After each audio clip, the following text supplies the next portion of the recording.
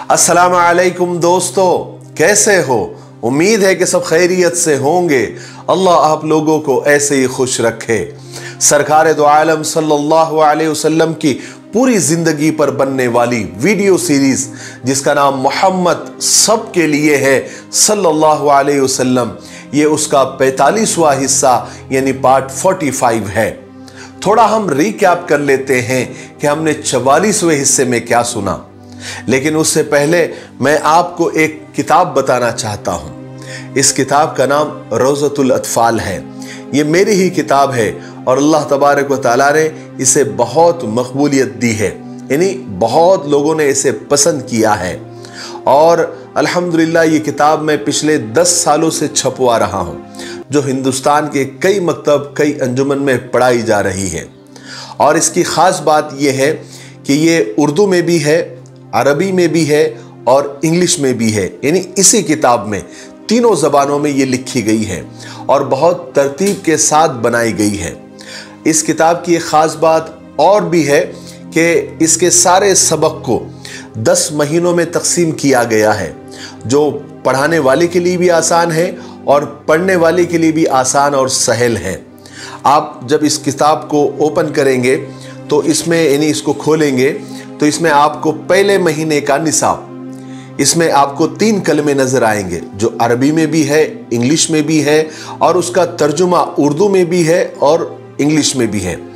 उसके अलावा आप जब सफ़ा नंबर 3 पर जाएंगे तो वहाँ पर आपको मसाइल ज़रूरिया में 3 मसले आपको नज़र आएंगे, जो इंग्लिश में भी है और उर्दू में भी है।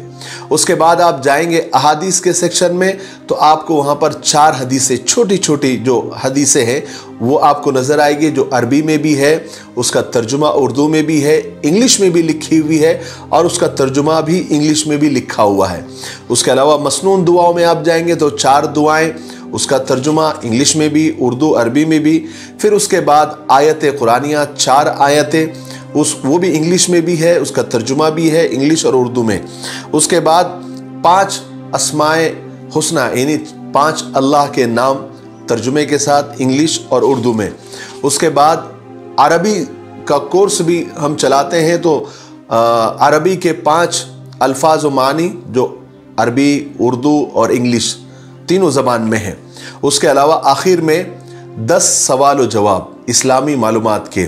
तो ये पहले महीने का निसाब हो गया, यानी 1 महीने में सिर्फ बच्चे को या जिसको जो भी पढ़ता है इब्तिदाई उसको पढ़ाने के लिए आसान है। ऐसे 10 महीनों का निसाब है। अगर इस तरतीब से आप घर में भी अगर चाहे अगर माँ बाप भी पढ़ा रहे हैं या कोई उस्ताद आकर पढ़ा रहे हैं या बच्चे अंजुमन में पढ़ रहे हैं, अंजुमन वालों के लिए, महफिल चलाने वालों के लिए, मकतब चलाने वालों के लिए ये बहुत आसान है। आप जो है इसको अगर 10 महीने में, यानी 12 महीने होते हैं लेकिन 2 महीने छुट्टी के हमने पकड़े हैं, तो 10 महीने का निसाब अगर आप पढ़ाते हैं बच्चों को बिल्कुल 1 महीने के अंदर, तो ये आपको साल भर के अंदर बच्चों को अल्हम्दुलिल्लाह 30 बड़े बड़े मसाइल याद हो जाते हैं, 40 दुआएं, 40 हदीसें, 40 आयात, 50 अस्माए हुस्ना और 50 अरबी अल्फाज माने और 100 सवाल व जवाब 1 साल में याद हो जाते हैं। यानी ये किताब और कुरान मजीद अगर आप पढ़ाते हैं तो आपको जो ज़बानी याद करने वाली चीज़ें हैं उसके लिए किसी और किताब को लेने की ज़रूरत नहीं पड़ेगी। यानी एक नूरानी कायदा कुरान पाक और साथ में ये रोज़तुल अत्फाल, इसके 2 हिस्से हैं। अभी फ़िलहाल मैं एक हिस्सा आपको बता रहा हूँ, दूसरे हिस्से में इसके आगे के हैं, वो भी 10 महीनों में ही तकसीम है। तो ये किताब बहुत आसान है, बहुत सरल है। इसको आप घर में भी पढ़ा सकते हैं, मकतब में पढ़ा सकते हैं, ये सब के लिए आसान है। अल्हम्दुलिल्लाह हिंदुस्तान के कई मकादिब में इसको पढ़ाया जाता है, दाखिले निसाब है और कुछ मदरसों में भी इसको पढ़ाया जाने लगा है। तो ये बहुत अच्छी किताब है। मुझे बहुत सारे लोगों ने बताया कि आप इसको ऑनलाइन भी लोगों को बताएं ताकि सारी दुनिया में इसका फ़ायदा पहुँचे। तो अगर आप लोगों को ये किताबें चाहिए हैं तो ये नंबर स्क्रीन पर आ रहा है, आप कम से कम 5 किताब का ऑर्डर करेंगे तो हम आपको ये भेजेंगे। और अगर आपको ज़्यादा किताबें चाहिए तो आप इस नंबर पर कांटेक्ट करके आप इसका ऑर्डर दे सकते हैं, सिर्फ कुरियर चार्ज अलग होगा। इस किताब की कीमत 50 रुपये है, सिर्फ 50 रुपये है, और इसमें कोई कमाई का जरिया नहीं है, बस एक सबको फायदा है, इसीलिए आपको बताया जा रहा है। मैं 10 सालों से छाप रहा हूं इस किताब को, इसकी इशाअत हो रही है, लेकिन मैंने कभी एडवर्टाइज नहीं की इसकी। मैं यहीं पर जिन लोगों को पता चलता था, जिन लोगों को पसंद आती थी, वो घर आकर लेकर जाते थे। लेकिन अब चूंकि 10 साल हो गए, मैंने 10-12 हज़ार के ऊपर इसको छपवा दिया है, तो अब चूंकि ये लोगों में मकबूल हो गए, तो मैंने सोचा आप लोगों को बता दूं। तो ये मकातिब चलाने वालों के लिए भी और घर में पढ़ाने वालों के लिए भी बहुत आसान है। ऐसी किताब आपको जो इंग्लिश में भी और उर्दू में भी, अरबी में, तीनों ज़बान में एक साथ आपको शायद कहीं मिलेगी। तो ये बड़ी आसान किताब है, इसको आप ऑर्डर कर सकते हैं। 50 रुपए की किताब है।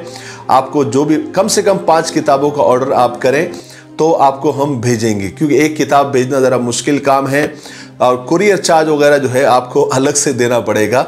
और ये जो बारकोड आपको नज़र आ रहा है, इस पर आप स्कैन करके मिफ्ताही एंटरप्राइजेस लिख कर आएगा, आप अपना जो भी आप जितने भी आप ऑर्डर करेंगे तो उसका पेमेंट आप आसानी से कर सकते हैं। उम्मीद है, और अल्लाह की ज़ात से उम्मीद है, जब किताब आपके पास आएगी तो आपको बेहद पसंद आएगी। ठीक है, चलिए आगे बढ़ते हैं। अब चूंकि यहाँ से सारे वाक़यात जंगों के हैं, लड़ाइयों के हैं, जिहाद के हैं, इसलिए इन लड़ाइयों को सुनने से पहले हम उसकी वजह तो जान ले, उसके रीजन तो जान ले। हमने 1 से लेकर 44 पार्ट्स तक, यानी एक हिस्से से लेकर 44वें हिस्से तक हमने क्या सुना? हमने सिर्फ यही सुना कि मक्का वालों ने और कुरैश के लोगों ने जब से हुजूर पाक सल्लल्लाहु अलैहि वसल्लम ने नबूवत का ऐलान किया, नबी होने का दावा किया, तब से लेकर अब तक हमने सिर्फ ईमान वालों पर और सरकार दो आलम सल्लल्लाहु अलैहि वसल्लम पर जुल्म, ज्यादती, तौहीन और सताने के ही वाक़यात सुने। मक्का वालों ने, कुरैश वालों ने आप पर और आपके सहाबा के साथ क्या नहीं किया। रास्तों में कांटे बिछाए, गालियां बकी, मारा पीटा, कितने सहाबा को कत्ल किया, जो जिंदा बच गए उन्हें कैद किया, उनका जीना हराम किया, कई साल तक बायकाट किया और भूखा प्यासा रखकर मारना चाहा। कितने सहाबा इकराम को रेत पर लिटाकर, सीनों पर पत्थर रखकर अंगारों पर लिटाया गया। बूढ़ी सुमैया की शर्मगाह में नेजा मारा गया, उन्हें शहीद किया गया, उनके शौहर को, उनके बेटे को भी शहीद किया गया। यहां तक कि ईमान वालों का मक्का में, यानी अपने ही वतन में रहना मुश्किल कर दिया। जब वो परेशान होकर हिजरत करके हबशा चले गए तो वहां भी वो चैन से रहने ना पाए, इसलिए वहां भी पहुंच गए ताकि उन्हें वापस लाया जाए। लेकिन अल्लाह का करम ऐसा हुआ कि वो नाकाम रहे। फिर दिन रात की मीटिंगें, प्लानिंग, मशवरे, बहस मुबाहिसे यही थे कि किस तरह आप सल्लल्लाहु अलैहि वसल्लम को और आपके सहाबा को तंग किया जाए, परेशान किया जाए, कत्ल किया जाए, सताया जाए, जीना दोहबर किया जाए। आखिरकार मक्का की जमीन, यानी अपने ही वतन की जमीन, ईमान वालों पर ऐसी तंग कर दी गई कि उन्हें अपना ही वतन, अपना मकान, अपनी जमीन और जायदाद, अपना घर बार छोड़ने पर मजबूर होना पड़ा। और मक्का वाले ये भी नहीं चाहते थे कि ये मक्का छोड़े, बल्कि यही रहे और हम उन्हें तड़पा तड़पा कर मारते रहे। आखिरकार ईमान वालों को छुप छुपा कर रात के वक्त मक्का वालों से बचकर मदीना हिजरत करनी पड़ी। इसमें भी उन्होंने कई सहाबा को गिरफ्तार कर लिया, उन्हें तरह तरह की तकलीफें और अजाब दिए, क्योंकि वो मदीना हिजरत कर रहे थे। यानी ये तो वही बात हो गई ना कि किसी शायर ने कहा था कि न तड़पने की इजाजत है, न फरियाद की है, घुट के मर जाऊं यही मर्जी मेरे सय्याद की है। खैर, जैसे तैसे जब ईमान वाले हिजरत करके बड़ी मुश्किलों से मदीना आ गए, तब भी मक्का वालों को चैन नहीं था। वो हरगिज ये नहीं चाहते थे कि ईमान वाले कहीं भी चैन और सुकून से रहे। मदीना में भी उनको कैसे परेशान किया जाए, वो इसके मशवरे मक्का में किया करते थे। गर्ज के कुरैश और मक्का वालों ने आप सल्लल्लाहु अलैहि वसल्लम को इतनी तकलीफें पहुंचाई, इतनी तकलीफें पहुंचाई, और आप सल्लल्लाहु अलैहि वसल्लम को इतनी तकलीफें उठानी पड़ी कि दुनिया में किसी को भी इतनी तकलीफें नहीं उठानी पड़ी। ये सब थे कुरैश और मक्का वालों की जुल्म सितम की एक लंबी फहरिस्त, और बहुत सारी तकलीफें छूट भी गई होंगी, लेकिन आप सल्लल्लाहु अलैहि वसल्लम और आपके सहाबा सब्र और शुक्र के साथ इन सब चीजों को, इन सब तकलीफों को सहते रहे। इसलिए कि अब तक अल्लाह तबारक व तआला की तरफ से अपने नबी को जंग की यानी तलवार उठाने की इजाजत नहीं मिली थी। और इस वक्त सबसे बड़ा जो मसला था वो ये था मजलूम ईमान वालों का, यानी मजलूम मुसलमानों का, जो अब तक मक्का में कुरैश की कैद में थे और मक्का वाले उनके साथ दरिंदों जैसा बर्ताव कर रहे थे। आप सल्लल्लाहु अलैहि वसल्लम अक्सर उन मजलूम मुसलमानों के बारे में सोचा करते थे कि उनको रिहा कैसे किया जाए, उनको रिहाई कैसी मिले, अक्सर यही सोचा करते थे। हजरत मुर्सद इब्ने अबी मुर्सद एक मुहाजिर सहाबी थे जो निहायत ताकतवर और बहादुर सहाबी थे। सरकार दो आलम सल्लल्लाहु अलैहि वसल्लम उन्हें अक्सर मक्का भेजा करते थे कि वो जाएं और किसी न किसी तरह चोरी छुपे सही बेकसूर मुसलमानों को वहां से किसी न किसी तरीके से वो छुड़ाकर ले आए।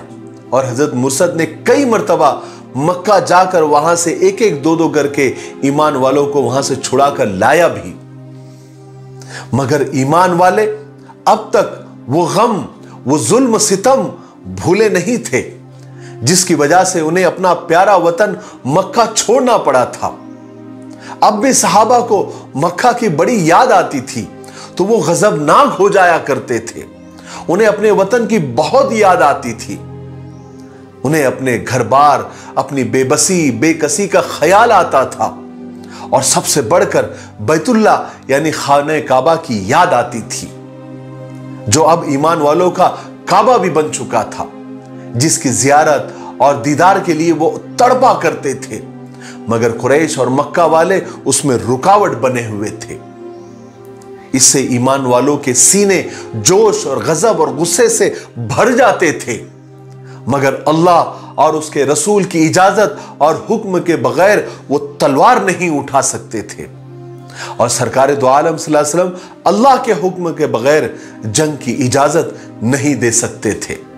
एक इंतजार था, एक लंबा इंतजार, जो इस जोश और गजब, इस ज्वालामुखी और इस लावे को फट पड़ने से रोके हुए था।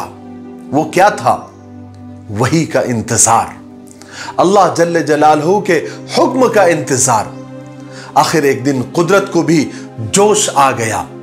अल्लाह जल्ले जलालहू ने अपने प्यारे रसूल सल्लल्लाहु अलैहि वसल्लम पर वही नाजिल फरमाई, जिसमें ईमान वालों को दुश्मनों के खिलाफ लड़ने की और जंग करने की इजाजत दे दी गई, और कहा गया कि अब तुम दुश्मनों के खिलाफ तलवार उठा सकते हो। यहां से शुरू हुए गज़वात और सराये। यहां पर कुछ बातें मैं जरूरी समझता हूं कि बता दूं कि गज़वा और सरिया या सरिया किसे कहते हैं। ये दो लफ्ज बार बार आएंगे, कहीं पर गज़वा आएगा तो कहीं पर सरिया आएगा। तो इसको आप समझ ले कि गज़वा किसे कहते हैं या सरिया किसे कहते हैं। गज़वा कहते हैं जिस जंग में सरकार दो आलम सल्लल्लाहु अलैहि वसल्लम बनफ्स नफीस शरीक हुए, यानी आप खुद शरीक हुए। और सरिया कहते हैं उसे जिसमें आप शरीक नहीं हुए, सिर्फ सहाबा ही थे। अब सीरत की किताबों में गज़वे कितने हुए और सरिये कितने हुए, इसके अलग अलग तफसील मिलती है। गज़वे कोई कहता है कि 24 हुए, कोई कहता है कि 21 हुए, और सरिये कोई कहता है कि 40 हुए, किसी किताब में 38 तो किसी किताब में 48 भी लिखे हुए हैं। तो गज़वे बदर से पहले कुछ गज़वे भी हुए और छोटे छोटे सरिये भी हुए, जो मैं चाहता हूं कि मुख्तसर और शॉर्टकट में आप उसको सुन ले, ताकि कोई ऐसी बात ना रहे जो हमने इन पार्ट्स के अंदर और इस सीरत की सीरीज में हमने सुनी ना हो। इसलिए मैं शॉर्टकट में और मुख्तसर में उसको बताना चाहूंगा। जैसे कि पहला सरिया, जिसे सरिये हमजा या सरिये सैफुल बहर भी कहा जाता है। देखिए, ये जो नाम रखे जाते थे, ये जंग के और गज़वे के नाम अक्सर जो उस जंग के अमीर होते थे उसके नाम से मशहूर है, या जिस जगह जंग होती थी उस नाम से वो जंगे या गज़वे या सरिये मशहूर होते थे। जैसे ये पहला सरिया जिसके अमीर हजरत हमजा थे, तो इसे सरिये हमजा भी कहा जाता है, और जिस जगह पर यह जंग हुई थी उस मकाम का नाम सैफुल बहर था, इसलिए इसको सैफुल बहर भी कहा जाता है। तो आगे भी जो सरियों के नाम आएंगे वो तो अमीर के नाम से आएंगे या तो फिर उस जगह के नाम से आएंगे। और सरिया, जैसे मैंने आपको पहले बताया, जिसमें आप सल्लल्लाहु अलैहि वसल्लम शरीक नहीं हुए, और गज़वा जिसमें आप सल्लल्लाहु अलैहि वसल्लम खुद शरीक हुए। तो ये पहला सरिया था जिसमें रसूल पाक सल्लल्लाहु अलैहि वसल्लम ने हिजरत के 7वें महीने के बाद सन 1 हिजरी में रमज़ान मुबारक या रबीउल अव्वल में हजरत हमजा रज़ी अल्लाह तआला को 30 मुहाजिर सहाबा के साथ सैफुल बहर, एक जगह का नाम है, वहां पर रवाना किया, ताकि कुरैश के 300 सवार जो काफिला था जिसका सरदार अबू जहल था उसका पीछा किया जा सके। हिजरत के बाद ये पहली जंग और पहला सरिया था। इस सरिये में सिर्फ मुहाजिरीन थे, कोई अंसारी सहाबी नहीं था। इस जंग में इस्लाम का वो पहला झंडा था जो सरकार दो आलम सल्लल्लाहु अलैहि वसल्लम ने अपने हाथों से हजरत हमजा के हाथों में बांधा था, जिसका रंग सफेद था, और अलम बरदार यानी झंडा पकड़ने वाले अबू मुरसद थे। जब हजरत हमजा रजी अल्लाह तआला सैफुल बहर पहुंचे और दोनों का आमना सामना हो गया, जंग के लिए यहां तक के सफे तक लग गई, तो कबीले जुहैना के सरदार मजदी बिन अम्र जुहनी ने दरमियान में भाग दौड़ करके बीच बचाव करा दिया और जंग को टाल दिया, और अबू जहल काफिला लेकर वहां से वापस चला गया, और हजरत हमजा रजी अल्लाह तआला बिना जंग किए वापस मदीना तशरीफ ले आए। दूसरा सरिया, जिसे सरिये उबैदा बिन हारिस या सरिये राबिग भी कहा जाता है, यह सरिया हिजरत के 8वें महीने में हुआ, जिसमें 80 या 100 मुहाजिर सहाबा थे। आप सल्लल्लाहु अलैहि वसल्लम ने उबैदा बिन हारिस को अमीर बनाकर राबिग नाम की जगह की तरफ भेजा। उसमें भी कोई अंसारी सहाबी नहीं थे। वहां पहुंचकर कुरैश के 200 सवारों से आमना सामना हो गया, जिसमें अबू सुफियान भी था, मगर लड़ाई की नौबत नहीं आई। इसी लड़ाई में हजरत अबू उबैदा का जो झंडा था उसका रंग सफेद था, और अलम बरदार यानी झंडा पकड़ने वाले मिस्ताह बिन असासा थे। इस लड़ाई में सिर्फ साद बिन अबी वक्कास ने एक तीर चलाया था, और यह पहला तीर था जो इस्लाम की तरफ से चला था। तीसरा सरिया, जिसे सरिये साद बिन अबी वक्कास या सरिये खर्रार भी कहा जाता है, जिसमें सिर्फ 20 पैदल मुहाजिरीन शरीक थे। साद बिन अबी वक्कास उसके अमीर थे, जो मकाम खर्रार की तरफ कुरैश के एक काफिले का पता लगाने के लिए रवाना हुए थे। ये काफिले की खास बात यह थी कि ये दिन में तो छुप जाता था और सिर्फ रात में सफर करता था। इसी तरीके से चलते चलते ये काफिला 5वें दिन मकाम खर्रार पर पहुंचा, लेकिन वहां पहुंचकर पता चला कि कुरैश का काफिला तो निकल चुका है। तो ये लोग बिना लड़ाई के मदीना वापस आ गए। इस काफिले में भी कोई अंसारी सहाबी नहीं था। इस लड़ाई का झंडा यानी अलम भी सफेद रंग का था, और अलम बरदार यानी झंडा पकड़ने वाले हजरत मिक़दाद बिन अम्र थे। और ये तीनों सरिये यानी तीनों लड़ाइयां 1 हिजरी में हुए, यानी हिजरत के पहले साल। उसके बाद सन 2 हिजरी में सफर के महीने में गज़वे अबुआ या इबुआ पेश आया। यह पहला गज़वा था जिसमें सरकार दो आलम सल्लल्लाहु अलैहि वसल्लम खुद बनफ्स नफीस शरीक हुए, जिसका मकसद कुरैश के एक काफिले को रोकना था।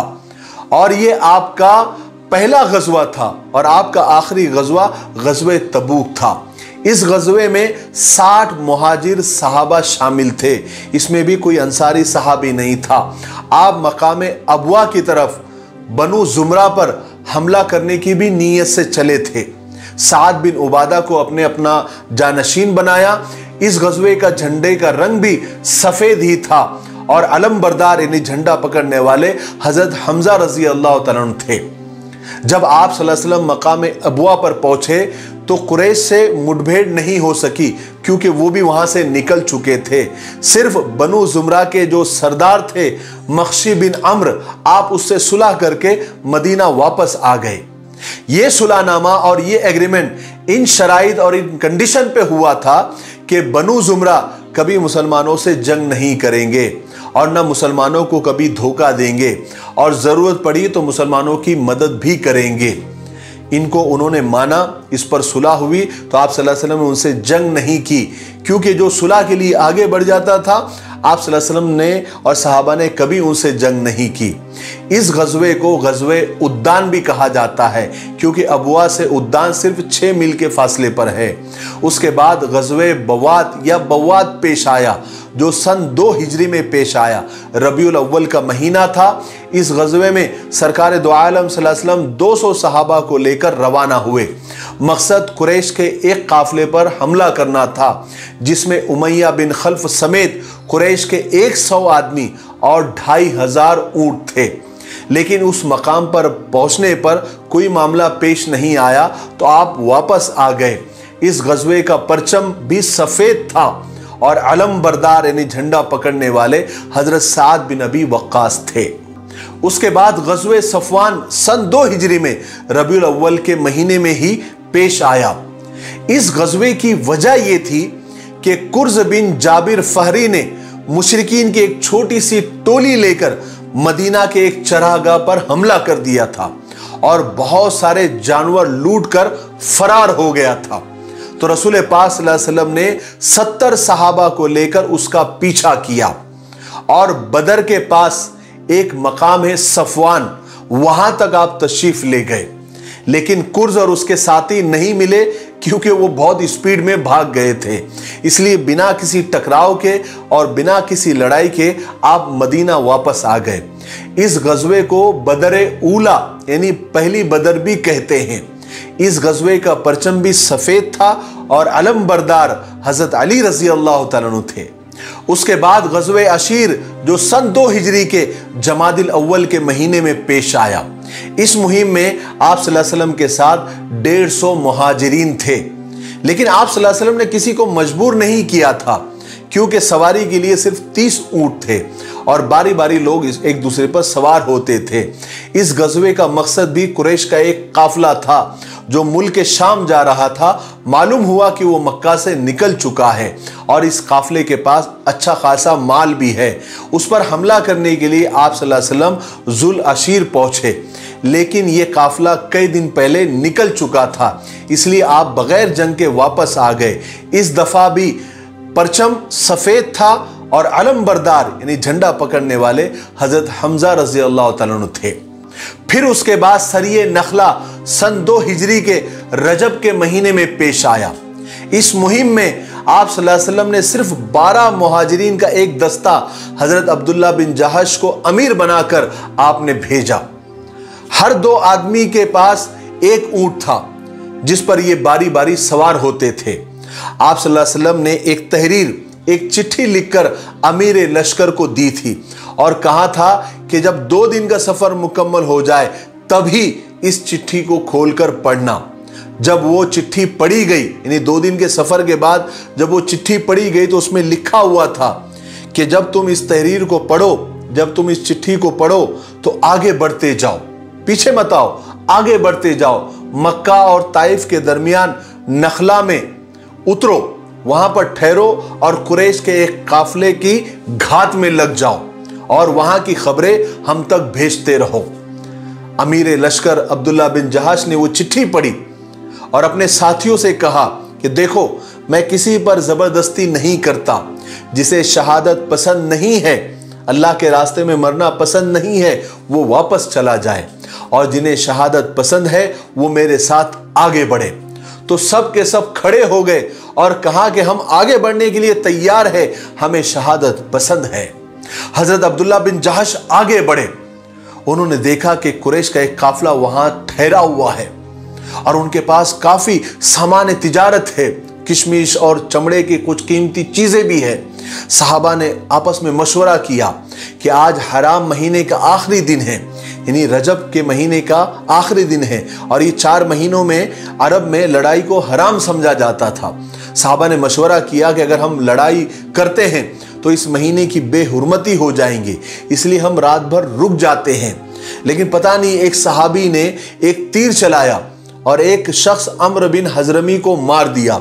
उससे लड़ाई शुरू हो गई और अच्छी खासी मुठभेड़ हुई। तो सहाबा ने माल गनीमत को लिया और लेकर मदीना पहुंच गए और आप सल्लल्लाहु अलैहि वसल्लम को सारी रुदा सुनाई। तो आप सल्लल्लाहु अलैहि वसल्लम नाराज हुए और नकीर फरमाई और कहा कि मैंने तुम्हें हराम महीनों में जंग करने के लिए नहीं कहा था, लेकिन इस हादसे की वजह से और इस लड़ाई की वजह से मक्का वालों को प्रोपेगेंडा करने के लिए एक मौका मिल गया। उन्होंने कहा कि देखो, मुसलमानों ने हराम महीने को भी जंग के लिए हलाल कर दिया। लेकिन अल्लाह तबारक व तआला ने वही के जरिए आपको बताया कि मुशरिकीन ने जो किया, मक्का वालों ने जो किया, वो ईमान वालों से कई ज्यादा बुरा था। यानी इसका मतलब ये हुआ कि उन्हें कहिए कि ज्यादा नेक और होशियार बनने की जरूरत नहीं करे, क्योंकि तुमने जो मामलात किए हैं वो तो बहुत ही ज्यादा बुरे और खतरनाक है। इन सारे गज़वात और इन सारी लड़ाइयों की वजह से मक्का वालों को अब मालूम हो गया था कि मुल्क के शाम की तिजारत का रास्ता जो मदीना से होकर गुजरता है, अब वो इंतहाई खतरे में आ गया है। और मक्का वालों का सारा दारोमदार, सारी इकोनॉमी मुल्क के शाम की तिजारत पर ही थी और वो कमजोरी ईमान वालों को पता थी। इसलिए उनकी हर हरकत पर और हर काफिले की वो खबर रखते थे, उनका पीछा करते थे, उनकी घात में रहते थे। क्योंकि दुनियादारों का मामला ये होता है कि उनकी तो चमड़ी जाए पर दमड़ी न जाए, यानी उनकी जान पर अगर हमला किया जाए तो उनको इतना दुख नहीं होता है जितना उनके माल पर हमला किया जाए तो उन्हें ज्यादा तकलीफ होती है। इसलिए मक्का वाले अब बहुत ज्यादा गुस्से में आ गए थे और यही गुस्सा, यही तैश उन्हें बदर के मैदान तक ले आया था। आज के लिए इतना काफी है, इसलिए अब हम यहीं पर रुकते हैं क्योंकि वीडियो अब ज्यादा लंबा हो रहा है। आने वाले 46वें हिस्से में यानी पार्ट 46 में हम जंग बदर का पूरा वाकया सुनेंगे। लेकिन उससे पहले ये आज का वीडियो बहुत जरूरी था ताकि हम जो छोटे छोटे जो गज़वे हुए या छोटी छोटी जो लड़ाइयाँ और जो सराये हुए उसके बारे में हम मालूमात ले और जंग बदर क्यों वाक़ हुई उससे पहले का बैकग्राउंड हम समझ ले। इसलिए हमने आज के वीडियो में जो सुना कि मक्का वालों ने आप सल्लल्लाहु अलैहि वसल्लम पर और सहाबा पर किस तरह से जुल्म किए। 13 साल तक कोई मामूली अरसा नहीं होता है। 13 साल तक सख्त अजाब और सख्त तकलीफें सरकार दो आलम सल्लल्लाहु अलैहि वसल्लम ने और सहाबा ने सही। लेकिन अल्लाह की तरफ से चूंकि तलवार उठाने का हुक्म नहीं था, इसलिए आप सब्र और शुक्र के साथ सारी तकलीफें सहते रहे। लेकिन अब अल्लाह की तरफ से तलवार उठाने का हुक्म मिल गया था, इसलिए अब मक्का वालों की खैर नहीं थी। क्योंकि जुल्म करने की एक हद होती है, जब वो हद खत्म होती है तो फिर उसके मिटने का वक्त आ जाता है। जाअल हक व ज़हक़ल बातिल, हक आया और बातिल खत्म हो गया। यहां से आगे ईमान वालों के फतेह और ईमान वालों के कामयाबी के किस्से ही हम सुनेंगे, क्योंकि 13 साल हमने सिर्फ तकलीफें सुनी। अब किसी को ऐसा लगता है कि इस्लाम तलवार के जोर पर फैला, तो वो ये सारे पार्ट्स देख ले। और मक्का वालों ने और कुरैश ने जो ईमान वालों पर जुल्म किए और जो कत्ले आम किया और जो दरिंदों जैसा जो सलूक किया, क्या उसके बाद भी 13 साल तक कोई खामोश रह सकता है? कोई भी नहीं। लेकिन आप सल्लल्लाहु अलैहि वसल्लम और सहाबा खामोश रहे। उसके बाद ये जंग बदर की नौबत आई, क्योंकि जंग करनी पड़ी, क्योंकि अब टू मच हो गया था। इनफ इज इनफ, यानी अब बहुत हो गया था। अब जुल्म का खात्मा जरूरी था। तो हम कल इंशाअल्लाह बदर का वाकया सुनेंगे।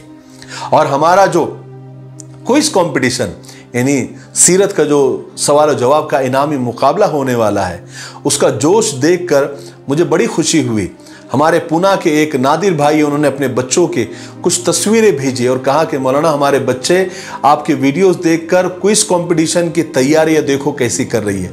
ये फोटोज आप देखें, बच्चे वीडियोस देख रहे हैं और नोट्स लिख रहे हैं, तो मुझे बड़ी खुशी हुई, इसलिए मैं ये फोटोज आपके साथ शेयर कर रहा हूं, वो भी उनकी इजाजत लेकर। अगर आप भी इस सीरत के क्विज कंपटीशन को लेकर इसी तरह की तैयारियां कर रहे हैं या आपके बच्चे तैयारियां कर रहे हैं, अगर आप चाहते हैं कि उनके फोटोज शेयर किए जाए ताकि लोगों को हिम्मत मिले, लोगों को हौसला मिले, तो आप अपने बच्चों के फोटोज या आपके फोटोज जो भी आप शेयर करना चाहते हैं, वो स्क्रीन पर आ रहे नंबर पर आप हमें व्हाट्सअप कर सकते हैं। हम उसको अपने वीडियोस में बताएंगे ताकि और लोगों को हिम्मत मिले। ठीक है, आप ऐसा करेंगे, तब तक आप इस सीरीज के वीडियोस को ज्यादा से ज्यादा लाइक करें, शेयर करें, कमेंट्स करें और आगे तक इसकी दावत चलाए, क्विज कंपटीशन की दावत चलाए, ताकि ये आपके लिए सदका जारिया बने और आपके लिए सवाब का जरिया बने। तब तक मेरे लिए, पूरी उम्मत के लिए और पूरी इंसानियत के लिए खैर और भलाई की दुआ करते रहे। अस्सलामु अलैकुम व रहमतुल्लाहि व बरकातुहू।